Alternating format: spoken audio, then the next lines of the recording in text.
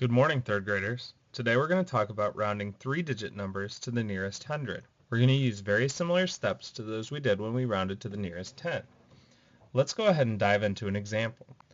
Round 472 to the nearest hundred. So this time we aren't looking for the 10 that it's closest to. We're looking for the 100 that it's closest to. 472 has 4 hundreds, so it falls between 4 hundreds and 500s. Now, a common mistake that kids make is thinking that number lines can only count by 1. But here, we're going to look and count by tens, because that's going to help us determine which 100 472 is closer to. I'm going to fill in the number line now. Notice that I've counted by tens on my number line. I know that 472 would be just past 470 on my number line, so I can plot it now. And I want to see, is it closer to 400 or to 500? Well, 450 falls in the middle of these two numbers, and 472 is past the middle. It's closer to 500. The 7 tens tell me that it's closer to 500. So when I round 472 to the nearest hundred, I get 500. Let's look at another example. Round 653 to the nearest hundred.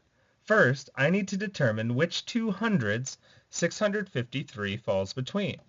Well, the 6 in the hundreds place tells me that 600 is the smaller of the two hundreds, which means that 700 is the next hundred. 653 falls between 600 and 700. Now I can fill in a number line to see which hundred 653 is closer to. Remember, I don't have to count by ones. In fact, I'm going to count by tens to help me figure it out. I've plotted the tens on my number line. 653 would be just past 650.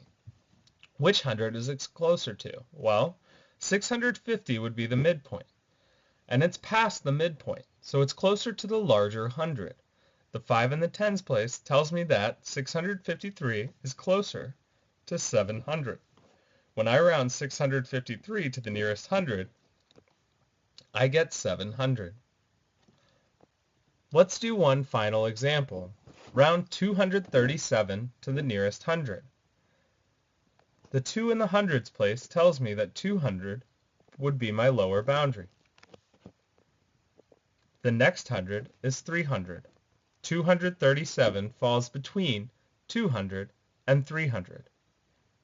I'm going to count by tens on my number line now.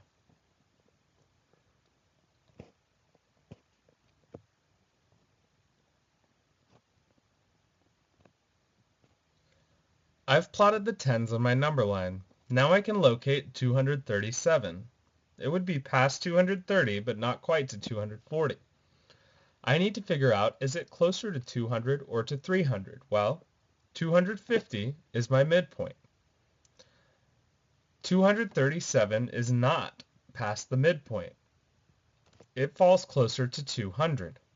237 rounds to 200 when I round to the nearest hundred.